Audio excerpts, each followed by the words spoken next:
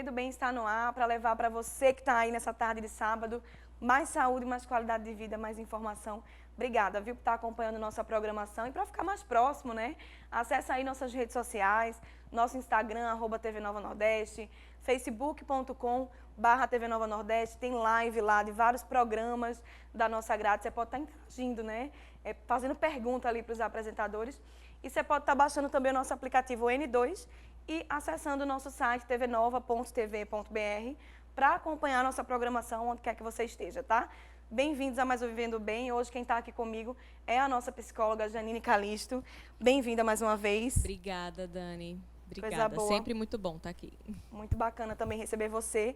E recebendo ele também, o Flamarion Elias, profissional da educação física, que a gente vai começar conversando sobre um tema que, infelizmente, a gente sempre bate nesse ponto que vem aumentando cada vez mais, né, Flamarion? Bem-vindo mais uma vez. Dani, muito obrigado pelo convite. É muito bom estar aqui e falando sobre uma doença, já coloco dessa forma, que é uma doença crônica.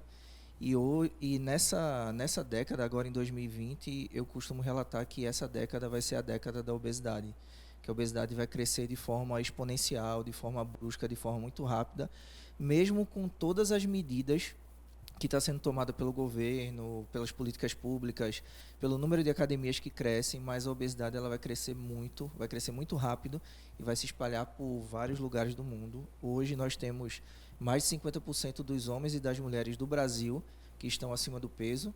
E aqui em Pernambuco, segundo dados da Vigitel, nós temos mais de 20% tanto de homens quanto de mulheres que estão obesos, não só acima do peso, mas classificados como obesidade grau 1 ou grau 2 ou grau 3. Então, a doença que requer muitos cuidados para também não se aumentar os gastos públicos com comorbidades que ela influencia, né? Diabetes, hipertensão, artrose, tipos de câncer. Então, realmente, tem que se tratar e tem que se falar cada vez mais da obesidade. É verdade. Correlacionado a isso, a gente trouxe a doutora Janine Calisto para falar um pouco de depressão, que inclusive tem dados bem parecidos, alarmantes, como a da obesidade, né, doutora? Exatamente. A gente costuma dizer que hoje o Brasil ele é o primeiro país na América Latina com maior índice na questão da depressão. Então, chama atenção, né, merece cuidado, merece atenção nesse sentido. E existe uma relação, né, embora a gente estivesse aqui conversando um pouco antes que não necessariamente a gente consegue identificar quem causa o quê, mas existe uma relação direta entre a depressão e a obesidade, sim, né? Pelas questões emocionais, o que acaba desencadeando, o que pode estar direcionando, né, ou disparando alguns gatilhos para essa questão da obesidade, né, também. Flamarion, você que trabalha aí focado com essa questão de obesidade, vem fazendo um trabalho muito bacana. Você nota isso também, que muitas pessoas que você recebe vêm com esse diagnóstico de depressão? Se eles não chegam com o diagnóstico de depressão, eles podem se tornar depressivos dependendo de como eu direcione o trabalho. Eu sempre costumo dizer que a depressão, ela pode, se ela não está instalada no obeso, ela pode ser causada pelas experiências, pelas sensações que eu causo com treinamento, com exercício físico. Se eu causo uma experiência negativa com exercício físico, isso pode potencializar ou pode dar o gatilho para que isso dispare a depressão no obeso. Porque, por exemplo, se eu causo uma experiência negativa, se eu coloco um treino extremamente intenso, com uma intensidade extenuante, se ele não consegue fazer o exercício, parece uma coisa até meio boba, mas se ele não consegue fazer o exercício, isso causa uma frustração que pode causar uma depressão. E outro fator também que é muito relacionado, que eu tenho que conhecer o mundo do obeso, eu tenho que conhecer aonde ele trabalha, aonde ele vive, eu tenho que conhecer o estado emocional desse indivíduo e tenho que entender qual é a relação dele com a autoimagem. Se ele está tendo como referencial uma autoimagem baseado em alguma referência midiática, né, que nós temos hoje aí a indústria da magreza, vamos dizer assim, se ele está tendo esse referencial em alguma pessoa que é magra, provavelmente com 2, 3 meses ele não vai conseguir atingir aquele determinado corpo, aquele determinado objetivo, ele vai se frustrar, ele pode potencializar uma depressão ou pode gerar uma depressão através desses dois pontos. Da sensação que o meu que o meu sujeito obeso tem com o exercício físico que é prescrito por mim, dentro da academia, na casa dele, ou sem eu saber qual o referencial dele de autoimagem. Um outro ponto importante em relação a essa questão da autoimagem é o que eu chamo de big picture. O que é que ele tem armazenado no cérebro dele, no sistema nervoso central, principalmente no hipocampo, qual é a imagem que ele tem de referencial dele mesmo. Geralmente nós temos uma autoimagem de um referencial do passado. E nós queremos mulheres, né, querem ter o corpo de 20 anos atrás, antes da gravidez. Os homens querem ter, por exemplo, o corpo que tinham quando serviam o serviço militar ou quando eram atletas. E essa big picture também faz o obeso atualmente se frustrar. Então, eu sempre faço essa análise mais global para entender qual é o universo do obeso, como ele chega para mim, quais são as experiências que ele tem com o exercício, para eu não estar frustrando ele e não estar podendo potencializar uma depressão. O trabalho que você faz, ele é direcionado para a saúde, né? E Isso. não para um padrão de beleza. E eu acho que as pessoas ainda misturam muito isso, né? Essa forçação que a gente está sempre falando aqui de saúde, de não estar acima do peso, elas acabam misturando e achando que a gente está impondo um padrão de beleza quando, na verdade, não é, né, doutora? É verdade. E foi interessante isso que o Flamarion colocou, da questão da percepção, da autopercepção. A gente percebe muito no quadro da depressão, né, que existem alguns tipos, então tem um deles que a gente coloca muito direcionado a essa questão da percepção distorcida de si mesmo. Então, muitas vezes, a imagem que está na mente dessa pessoa é a imagem do passado, que era uma imagem que até, de repente, naquela ocasião, ela nem venerava tanto, ela nem adorava tanto. É verdade. Mas que depois que passa, ela tem um outro entendimento, um outro olhar para isso, né, e faz esse comparativo e tenta buscar uma coisa que já foi. Então, quando ele coloca muito isso de, às vezes, a partir do tratamento, né, do direcionamento que ele faz de alguns treinos, faz com que isso pode disparar alguns gatilhos. É exatamente isso. Muitas vezes a pessoa ela tem a depressão e ela nem se dá conta que tem. Ela nem sabe que tem, né? Então, é muito relacionado a situações que ela antes sentia prazer e hoje ela não sente mais, né? E ela vai deixando de fazer, ela vai simplesmente abrindo mão e não consegue perceber o quanto que aquilo ali está interferindo, né, na saúde mental, na rotina dela, na relação, né, nas relações sociais, enfim. E às vezes é uma pessoa que está entrando naquele universo novo ali e se sente um pouco excluído, como ele falou, por não conseguir acompanhar as pessoas que estão mais na frente, né? Agora, como é que a gente faz para identificar que, assim, estou obeso, né? Essa pessoa está obesa, como é feito esse diagnóstico? O diagnóstico ele é feito pelo IMC, pelo Índice de Massa Corporal, que seria o peso dividido pelo quadrado da altura. É bem simples de fazer essa conta.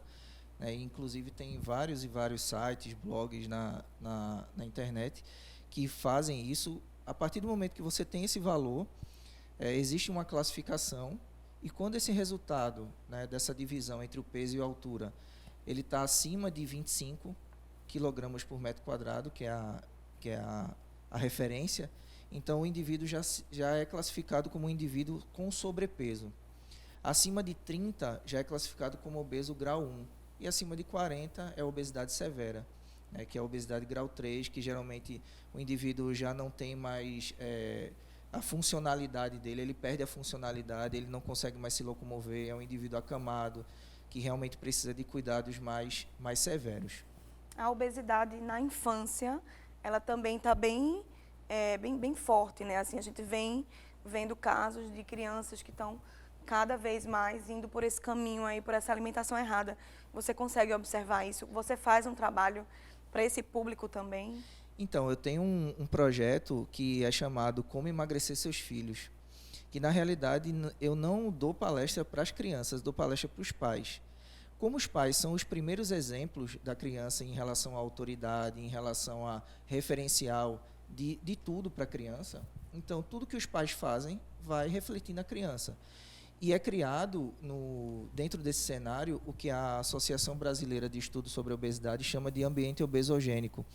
Então, para as crianças que não têm tanta autonomia, crianças com 1, 2 anos, se os pais criam um ambiente obesogênico, o que é isso? É um ambiente onde existe o sedentarismo, onde existe uma alimentação ruim, onde os pais são sedentários, onde as crianças têm um tempo de tela maior que 3 ou 5 horas, a média mundial é de 3 horas.